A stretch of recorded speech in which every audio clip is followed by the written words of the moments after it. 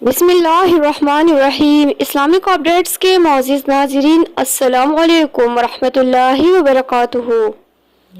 गधा एक दरख्त के साथ बंधा हुआ था। शैतान आया और इसे खोल दिया। गधा खेतों की तरफ भागा और कड़क फसल को तबाह करने लगा।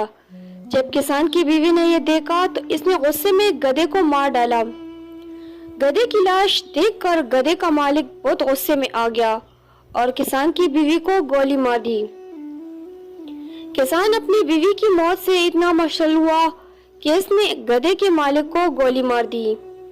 जब गधे की मालिक की बीवी ने अपने शौहर की मौत की खबर सुनी तो गुस्से में इसने अपने बेटों को हुक्म दिया कि वो किसान के घर को जला डाले।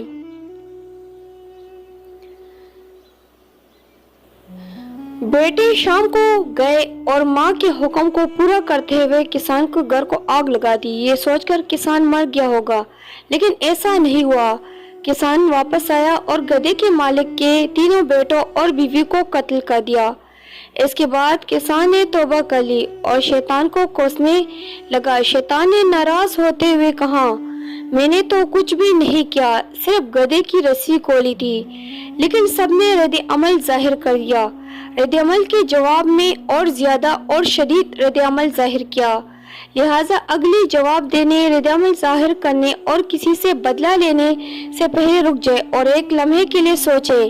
कभी कभी शैतान हमारे दरमियान में सिर्फ गधा छोड़ देता है और बाकी का काम हम खुद करते हैं। रोजाना टीवी चैनल्स गधे छोड़ते हैं। कोई ग्रुप में एक गधा छोड़ देता है, कोई फेसबुक पर गधा छोड़ देता है। आप और मैं दोस्तों के ग्रुप में, खानदान और पार्टी सियासत के दायरे में लड़ते रहते हैं। याद रखें, टूटना आसान है, जुड़े रहना मुश्किल। लड़ना आसान है, दरगुजर करना बहुत मुश्किल।